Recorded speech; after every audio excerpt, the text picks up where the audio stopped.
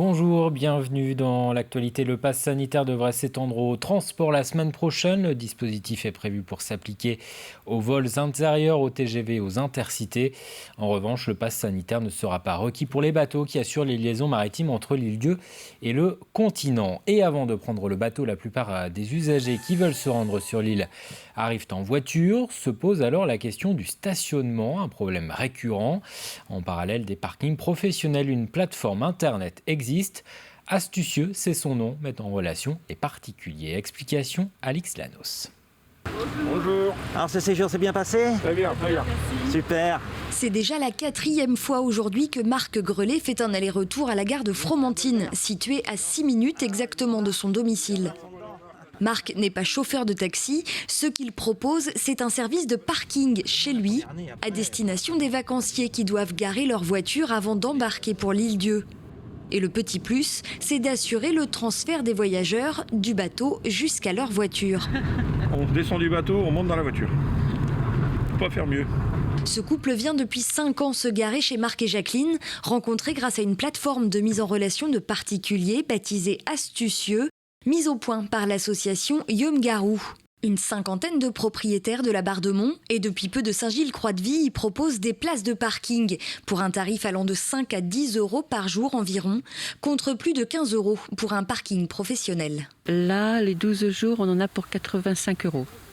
Ça vous paraît raisonnable ? Très raisonnable, oui. Un tarif plus intéressant pour les clients et un complément de revenus pour les propriétaires. Tout le monde y trouve son compte, l'aspect humain en bonus. Mais si vous voulez passer chez nous, vous passez. Ah c'est gentil, c'est vraiment gentil. Marc et Jacqueline disposent chez eux de 8 places de parking, toutes réservées jusqu'à la fin de l'été, victimes de leur succès. Tous les jours, on refuse des places. Quand on connaît des gens de l'association qui ont encore des disponibilités, on les envoie chez ces personnes. Il y a quand même une vraie solidarité. Mais on va arriver à un stade où tout le monde va être complet. Et on est pourtant une 50aine dans la commune à proposer des places de parking. Chacun a une moyenne de 5 ou 6 places, quelquefois un peu plus. C'est une capacité de, on va dire, 300-350 véhicules, mais c'est pas suffisant. Bon, on vous remercie beaucoup. Mais je vous en prie. Au revoir, messieurs, dames. Bonne route. Au revoir. Au revoir. Avec le départ du couple, Marc va pouvoir garer une nouvelle voiture qui attendait son tour.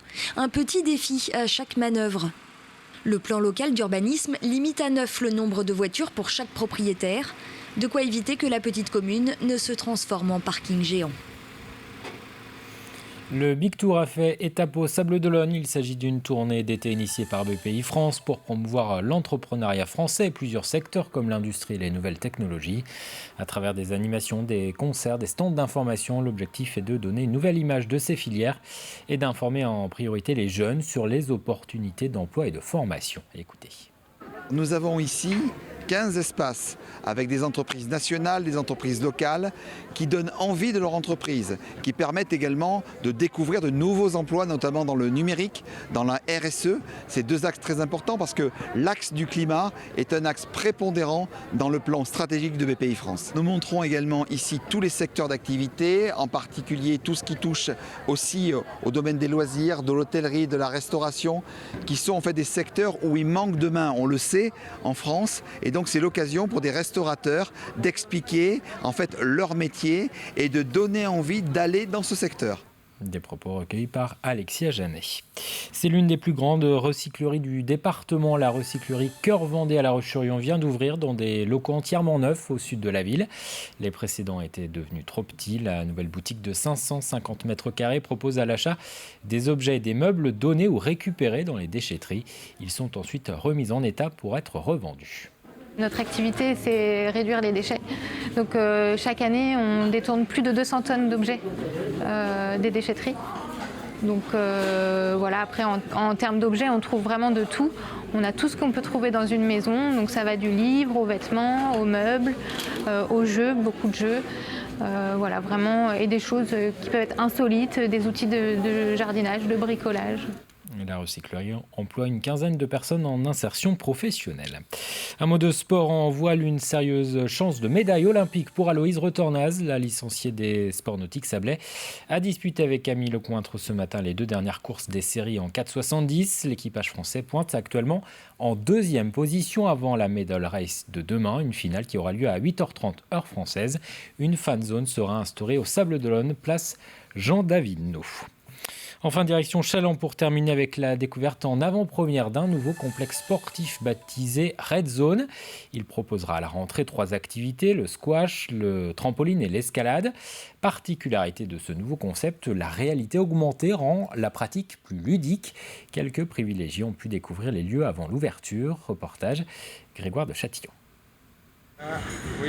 Un champion du monde de trampoline, un champion du monde de squash, un champion du monde d'escalade. Non, nous ne sommes pas aux Jeux Olympiques de Tokyo, mais à Challans. Si ce complexe a invité ces grands champions, c'est pour faire découvrir à un public gagnant d'un jeu concours ce nouveau concept appelé Red Zone. C'est Grégory Gauthier, champion du monde de squash. Donc on a de l'escalade en réalité augmentée, du trampoline en réalité augmentée et du squash en réalité augmentée, qui fait que c'est tout de suite visuel. Vous pouvez soit avoir des jeux, et il y a aussi des modes d'entraînement pour la personne après qui veut en faire son sport, quoi. La réalité augmentée, c'est l'originalité de ce complexe sportif, mais aussi du coup complexe de loisirs, grâce à ses effets visuels interactifs. C'est l'enfer ces chauves-souris, on court dans tous les sens. Et moi-même, François Legrand, triple champion du monde d'escalade, je trouve ça fatigant. C'est super dans le sens où on a des cibles sur le mur frontal, donc ça permet de se focaliser encore plus. Et c'est très ludique. Les visiteurs, venus découvrir le lieu en avant-première, ont plutôt l'air conquis. C'est extraordinaire. Je trouve ça grandiose, ça a l'air vraiment génial, on a hâte d'essayer. En fait, on se fait du sport par le jeu, donc c'est encore plus intéressant. On voit absolument pas la dépense physique parce qu'on s'amuse. On n'avait pas de zone comme ça un peu multidiscipline, que ça soit aussi bien trampoline, squash, escalade, et je pense que ça va faire du bien à Challans. Le complexe fait plus de 2000 mètres carrés. L'escalade, le squash et le trampoline peuvent naturellement se pratiquer de façon traditionnelle. Entre sport et loisirs, Red Zone, c'est aussi un bar et un restaurant. L'ouverture officielle est prévue pour le début du mois de septembre. C'est la fin de cette édition. Merci de votre attention. Très bon après-midi sur TV Vendée.